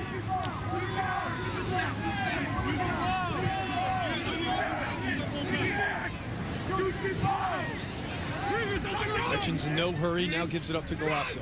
Offensive coordinator Pat Myers orchestrating from the sideline. Definitely looks like the Heels know exactly what they want to do. Dunster got a look just wide on the step down. Much more organized, generating quality shot upon quality shot. It's just a matter of time. Here's Golasso. That pass picked off by Rommel Bratton. There's that savviness and lacrosse IQ. Now he's in the open field. He has LaPierre. He keeps it himself, moves it to his left, high to high. End to end for number 3. It's a 2-goal lead.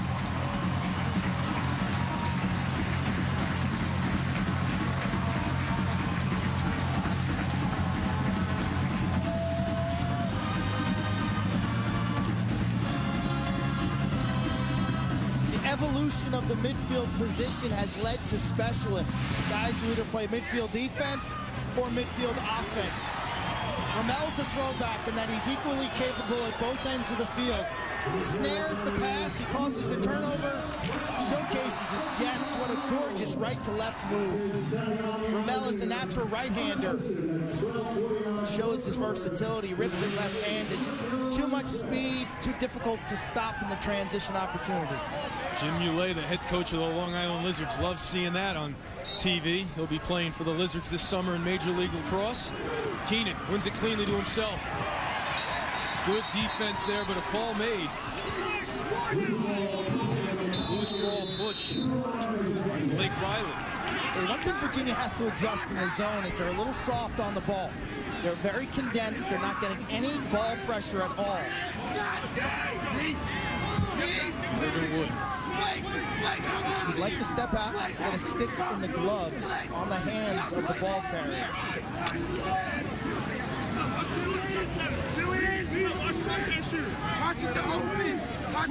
Billy Bitter.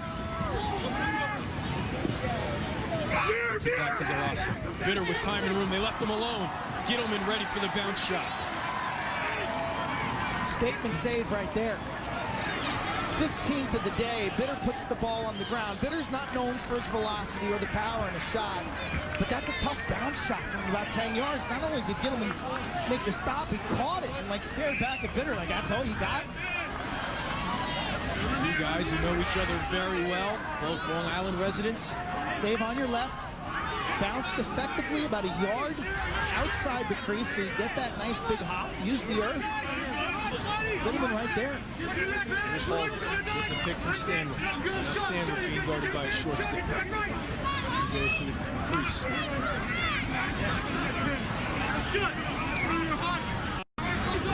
Baldy to Briggs. Briggs being guarded by Foster. Briggs has 3 already. That shot drilled the defender. Number 5, Chris Hunt, limping off the field after he took that shot in the ankle. Now he rubs it off and tries to get open. He's got the ball right now. So it's one thing when a goalie gets pegged with the ball, but you defenders, that's not part of the bargain. Oh, that's part of the deal. It'll leave a mark especially on a little cold day like today, like February. That ball absolutely stings. It's a Notice you made it to the mall at halftime. You got gloves. Hard, heavy rubber ball. Thanks for picking me up there. Hutchins. So now it's Carolina's turn to respond. This is Creighton.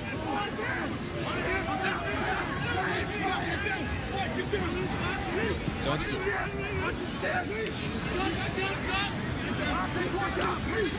Williams comes out on Dunston.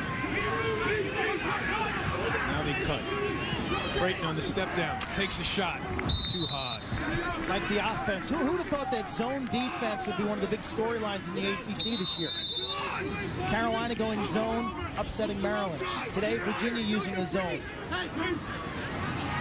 This is a conference known for its quality of athletes. Bigger, stronger, faster. They get the pick of the litter nationwide, other than teams like Syracuse and Hopkins.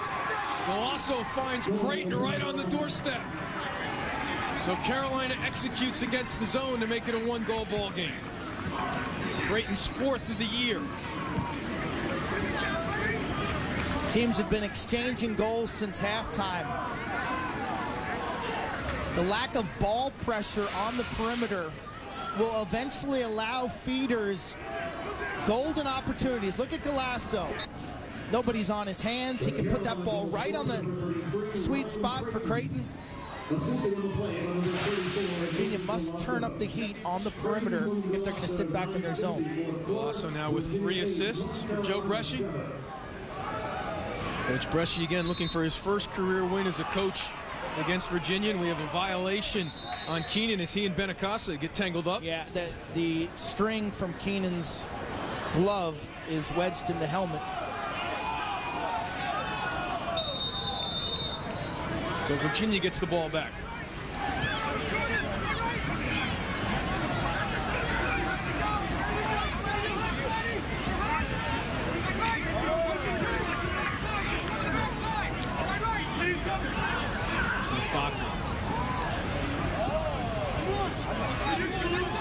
comes out to guard Schimmel in the ball. Schimmel takes it right at him. Schimmel wants his left hand. This is Briggs. Feed inside, catch made. This time Bocklet sneaks it past Restivo.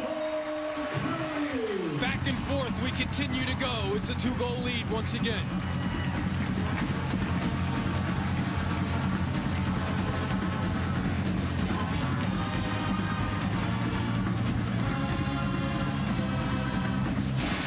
Briggs is becoming Virginia's most dangerous offensive player. Here he is, operating against the Carolina midfielder, throws the ball aggressively to the backside, and somehow Bocklet was able to get inside position.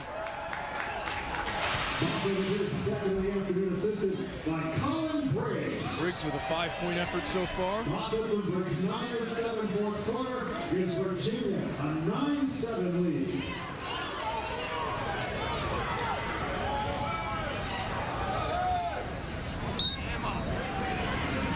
Benicasa wins it back to LaPierre. And now it's Keenan's time to make some more adjustments at the X. Now LaPierre in trouble in the double team, and he loses it to Flanagan. Flanagan looking for Restivo. He holds on to it. Hey, Ryan Flanagan has had a very active and effective, productive game today. Carolina defender, wears 24 in the blue. Didn't think he was at his best last week against Johns Hopkins up in the Meadowlands. He's bounced back with an All-American-like performance today. 7th overall pick in the Major League Lacrosse draft by the Hamilton Nationals.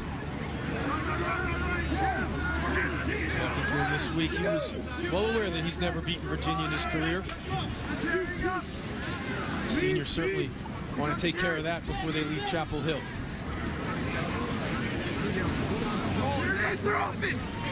Proud program looking to make it back to championship weekend. Foster. That pass gets knocked down by Schimmel. Foster picks it up, but Bitter falls down. What an opportunity North Carolina could have had right there.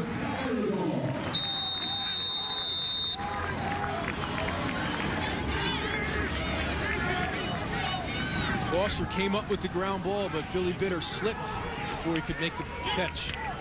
Giving it back to LaPierre in Virginia. Carolina attacking the zone in a circle, 6-man circle. And because Virginia's playing more zone defense, Schimmel Bratton actually is getting a few more runs defensively. A very, very athletic play for him to reach into that passing lane, get a stick on the ball, and cause that turnover. So now here's Briggs again, having a big day already. He's being guarded by Dunster, so he's going to go to the invert, attack from behind. That's a step, now goes back. This is O'Reilly.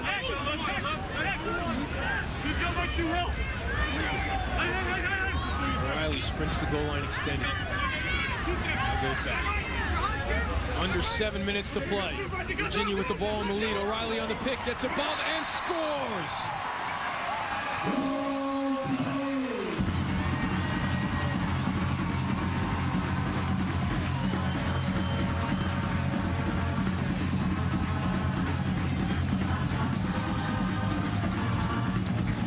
Pick rules in lacrosse identical to what they are in college basketball. You'll see Stanwyck set the pick, creates a matchup change and a step advantage, and O'Reilly turns the corner left-handed and beats Restivo to the near post again. So a gorgeous pick by Stanwyck causes defensive confusion. So our first run of the second half as the teams stop trading goals gives Virginia a 3-goal lead again.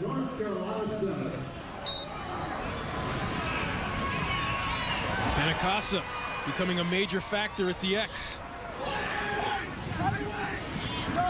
Wins another one for Virginia.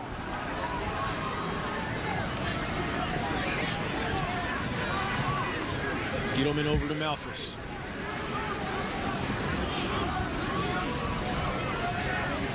Didn't think we'd see a team hit double digits the way this one got going in the first quarter. Emil Bratton gets into the box and falls. He holds onto the ball. Loses a shoe. Or maybe Lost his glove.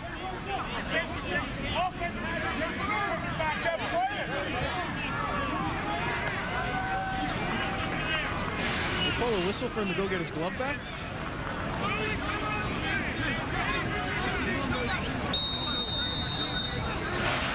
Yeah. A safety. Here's Shamel, guarded by Staines. Here comes the double. Feed inside, knocked down. Ugly offense. How patient can Carolina be on the defensive end, down by 3 with under 6 to play? Got to step out, play the ball aggressively. Riley draws the switch, so now Stanwick being guarded by the short stick. Chris Hunt. Stanwick cannot make the connection. McComas with the ground ball pickup. He's got Flanagan ahead of him. He gets it to him. Here's Flanagan in the open field. The extra pass to Creighton. One more to Wood, but he can't bring it in. Don't get opportunities like that too often in a game. Carolina needs a goal as we approach the 5-minute mark, and Joe Bresci wants to talk things over with a timeout.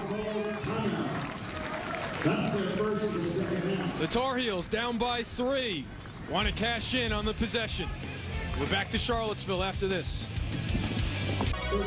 North Carolina moving closer to the edge of its 8th straight loss to Virginia as we take a look at the game track here on Old Spice College Lacrosse. Take Colin Briggs pressing to the goal today. He's got 3 goals, 2 assists.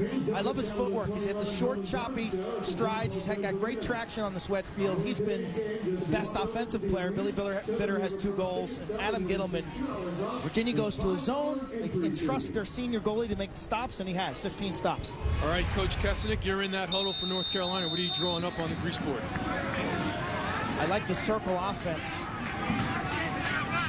against the zone. That pass gets knocked down by McWilliams, but Wood there to bail out Galasso.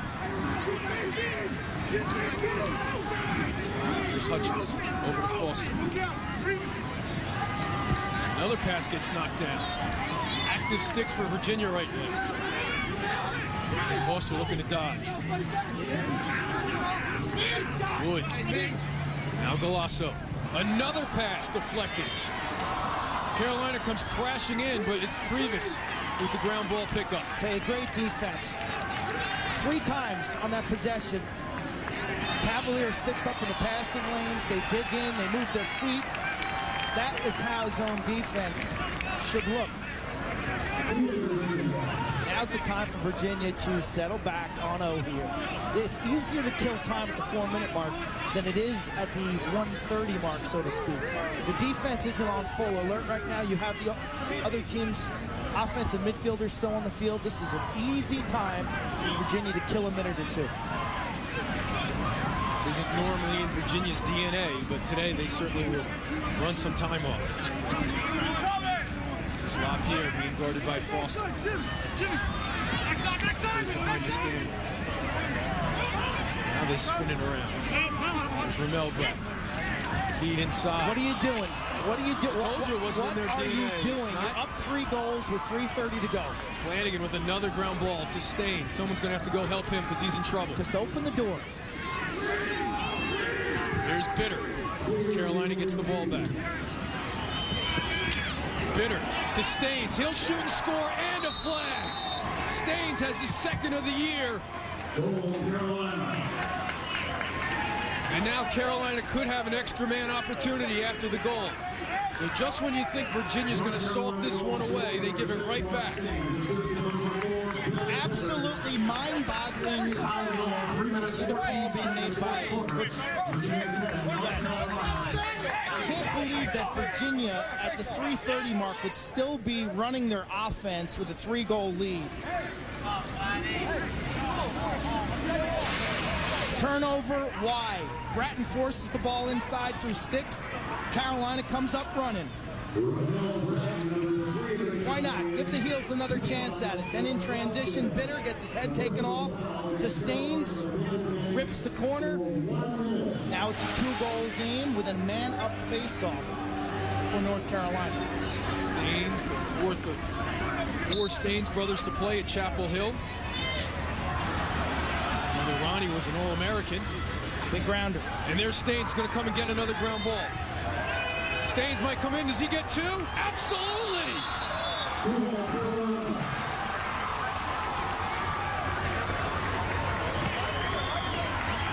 What a turn of events here in Charlottesville. 13 seconds apart, it's a 1-goal ball game. The extra man face-off. Ball swatted upfield. Watch Keenan, 25. Just gooses it into his offensive zone. Virginia over-pursued the ball. Carolina had a 4-on-3 break, a numbers game. Staines, back-to-back goals in 13 seconds. With the pose to impress the judges there as well. Back to even strength. All you had to do if you're Virginia is run for daylight, run to victory, and this game was over. The self-inflicted wounds in this game by Virginia have been huge as Keenan violates early on the faceoff. The fluke goal by Flanagan, the turnover at the end of the third by Gittleman, and then the turnover there when really they just had to run their offense and run time off the clock. So now Briggs, Virginia with 16 turnovers on the game. Now if you're North Carolina, can you be more patient on the defensive end? Absolutely not. And there's Flanagan going to double the ball. You got to flush the timeouts out of Virginia's pockets. They have 2, now they're down to 1. Coach Bresci's team right back in this one, but still down by 1 on the road against number 9 Virginia. Welcome back to Charlottesville, and all of a sudden, Mark Staines, the microwave for North Carolina. Instant offense. He's gotten the Tar Heels right back in this one. Virginia with a 3-goal lead. Turnover at a time when they didn't really need to be pushing to the net. Staines runs the field hard in transition. The junior from Annapolis has always thought of himself as an offensive-minded long stick. Takes the next face-off, back-to-back goals in 13 seconds. And what was 10-7 is now 10-9, and very interesting.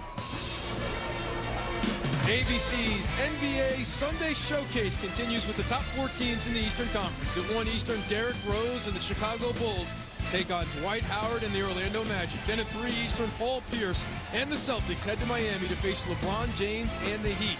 The NBA Sunday Showcase on ABC begins at 12:30 with Buick Regal NBA Countdown. How entertaining are the Eastern Conference playoffs going to be? So the ball will start on the wing. Ramel Bratton with Ryan Flanagan. They're fired up for the NBA playoffs. The Knicks back in it. The Sixers. Can the Bulls make it back to the finals? So now Flanagan tracking down Ramel. Number 9 Virginia with the ball, looking to snap its first 2-game losing streak since 2007. Number 8 North Carolina, looking for its first win over Virginia since 2004. Eamon McEnany along with Quint Kesenick from Klockner Stadium in Charlottesville, Virginia. A very slow first quarter has led to an entertaining contest, now under 2 minutes. Flanagan trying to jar the ball loose from Ramel Bratton. Now Ramel gets a step, shoots, but I think Carolina has the ball back. So again, a costly shot as Restivo was there for the backup. He beat Flanagan, could have run to daylight and killed some time off the clock.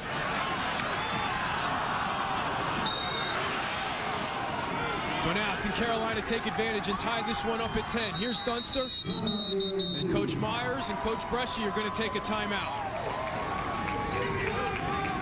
The Heels with momentum and the ball right now.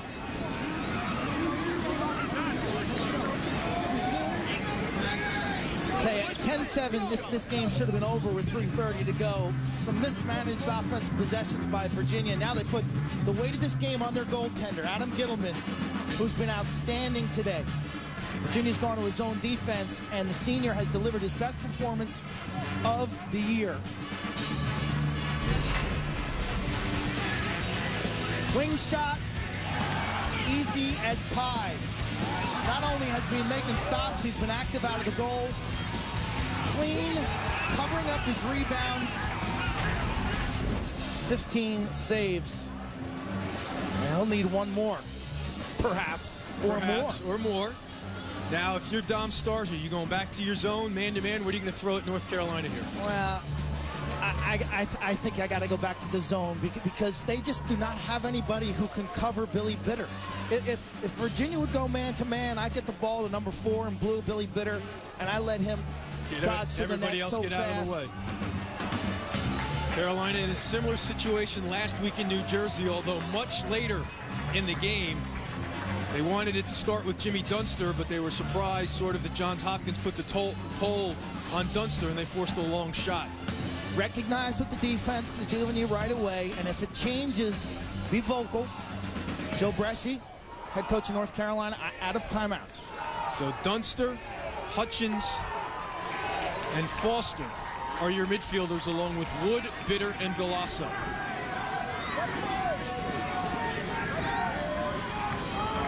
LaPierre and Blake Riley are your short stick defenders, along with Clemens, Malfris, Previs, and McWilliams. So here's Bitter being guarded by LaPierre. Hutchins from up top. Foster.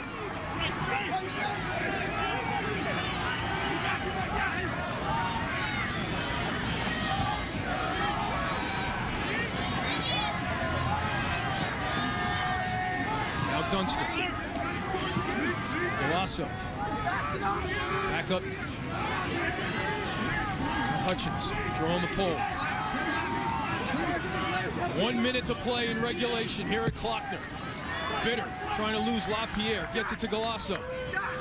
Galasso doesn't find anybody open. Now Foster. Carolina out of timeouts. Dunster. Wood. Carolina being very patient here. You don't have to keep it in the box, down by 1. The crowd rises to its feet. Who's going to take a shot? Will they get a shot off? Bitter. Listen to this crowd here in Charlottesville for the final 20 seconds. North Carolina getting nowhere near the goal. Dunster wants to create with 10. Moves it along. Wood inside. We are tied.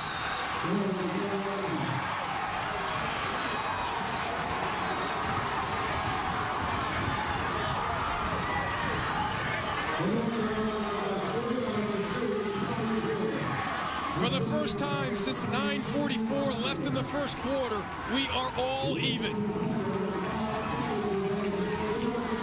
Just as you're about to say, what is Carolina doing?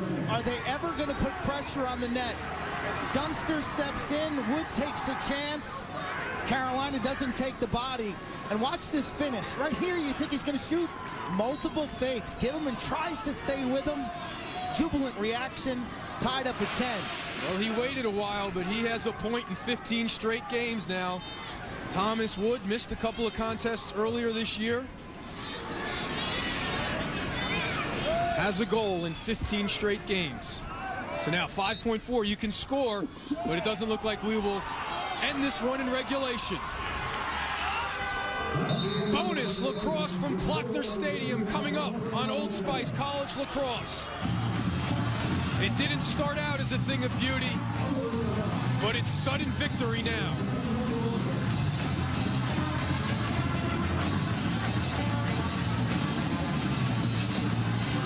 This one looked like it was a win for Virginia at 10-7, but the Heels with 5.4 tie it up. Sudden victory when we return to Virginia.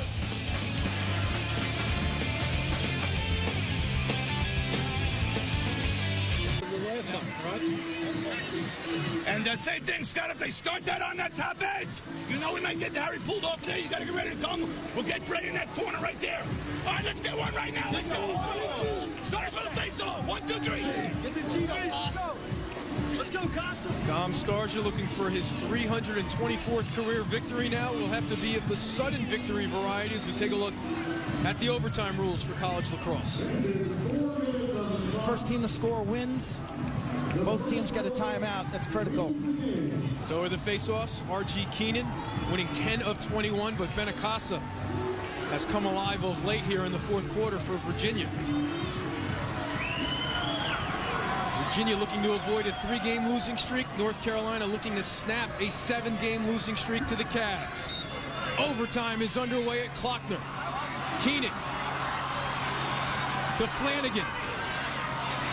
Nice handle by Flanagan. So the Tar Heels, if they can clear it, will go to work first. How quickly do they take the timeout? Staines gets it in the box, and Joe Bresci, right next to the officials, gets the early timeout.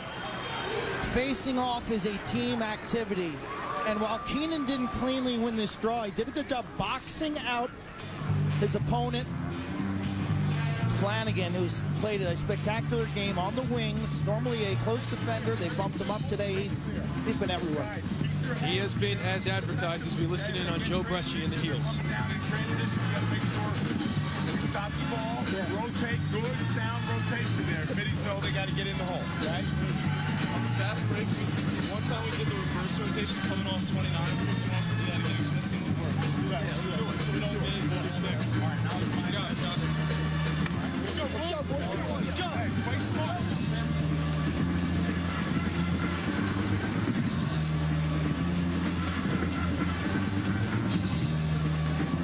Joe Bresci was talking to the defense there. The focus now on the offense. They picked the zone apart lately here in the second half. Done a great job dissecting the zone. Patience. Virginia's defense has gotten a little soft on the perimeter, and it's allowed Carolina ball handlers to pick things apart from the outside.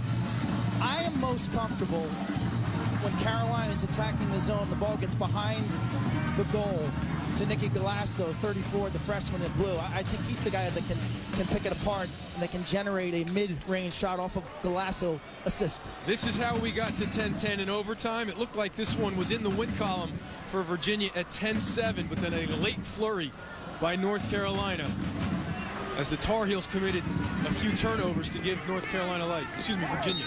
Yeah, 3:30 to go in the ball game. Virginia had the ball in a 3-goal lead, and there's no way they were going to lose this ball game. They took a shot with 2 minutes left to go. Restivo won the backup. So now North Carolina has a chance to get the road win against the top 10 team. Dunster. Good closeout defense by Ramel Brett. 20 in blue, Dunster has their best outside shot.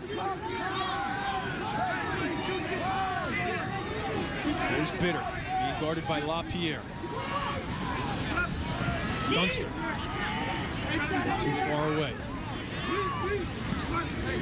Lasso has 3 assists already.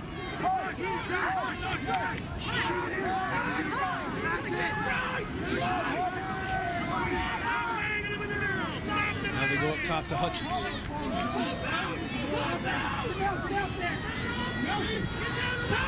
Hutchins looking to feed, moves it along instead to Dunster. Now Galasso. At the end of regulation, patience led to execution, led to a game-tying goal by Thomas Wood.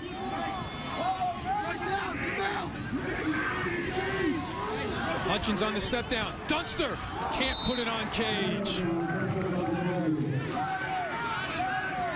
You called it the step down. Someone's got to draw 2, and then you beat them with ball reversal.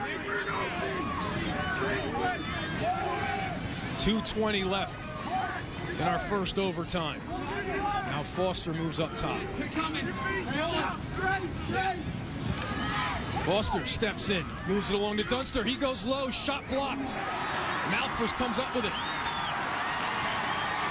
So Virginia comes up with the defensive stand with 2 minutes left in regulation.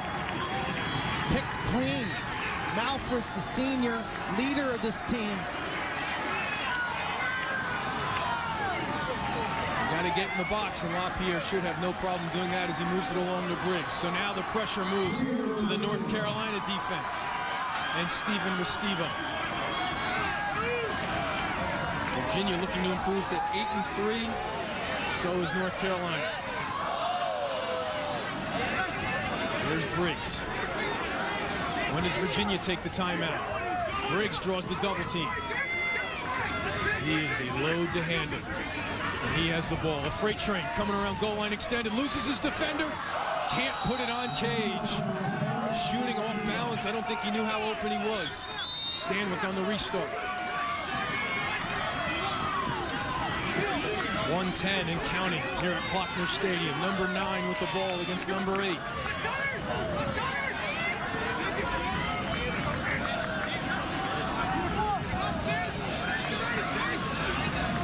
Mel Bratton being guarded by Flanagan. Gets his hands free. Can't put it on Cage.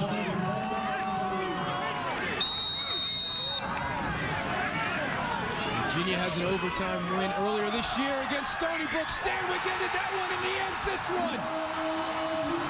Steal. Stanwyck beats his defender. And Virginia snaps a 2-game losing streak with the 11-10 sudden victory win over North Carolina.